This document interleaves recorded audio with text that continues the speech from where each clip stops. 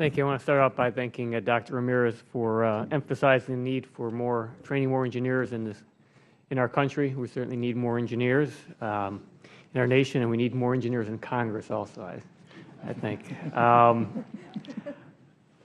Director Munkin, I want to also thank you for your service to our nation and your service now to the state of Illinois. Obviously, from what Chairman Bouchon was story he relayed, you're doing a good job there in some very tough times. One question I want to ask Director Munkin: how is your work with the federal government? Is there more that the federal government can be doing in terms of coordinating with states? I mean, is there anything that you would recommend? Yeah, I think there's a couple issues that are out there right now. One is that the National Earthquake Program is not treated similarly to other catastrophic hazards, specifically hurricane as an example. So the National Earthquake Program does not have a dedicated program manager. There is not an SES level individual at FEMA dedicated to the earthquake program. It's currently housed in mitigation, which is not obviously an unimportant component of what we're talking about. It's hugely important. However, it does not give, because of its presence in mitigation, it doesn't give it full access to the capacity of FEMA as the hurricane program has in the Response and Recovery Division in terms of access to funding, additional resources, things like that. And then, as I mentioned in my testimony, the removal of funding directly to states to fund earthquake program managers at the state level being pulled in fiscal year 13 has really created a situation now where we have very, very limited engagement. Right now, there are more FEMA regions that don't have an earthquake program manager than FEMA regions that do. And that is a huge problem, because that's the point of coordination for emergency management nationally. And it also underscores the importance of these consortia, the 3 earthquake consortia located throughout the United States that are region-specific. And they perform an incredible task of that state-to-state coordination, and yet have not seen any changes in their funding or programmatic or policy-level support in the past 20 years. So the lack of emphasis on some of those grassroots coordinating programs, I think, has had a detrimental effect. And one other question I wanted to ask,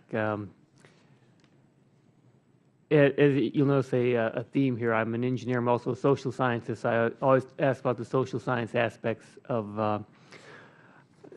any issue that we're dealing with, and the research and how you deal with the human element. So let me start with Director Munkin.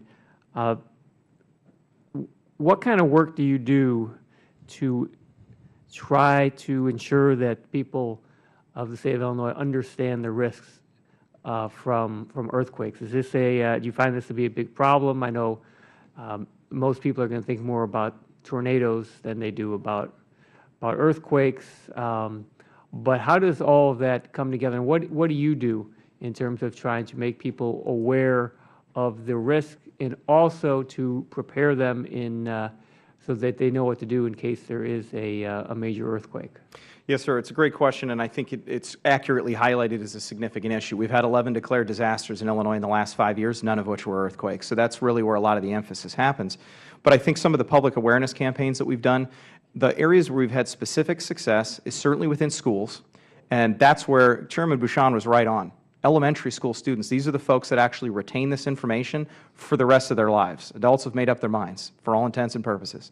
And trying to reach out to students and educate them on those threats, there's the educational component that exists with it, and that extends through the development and training of engineers at all levels.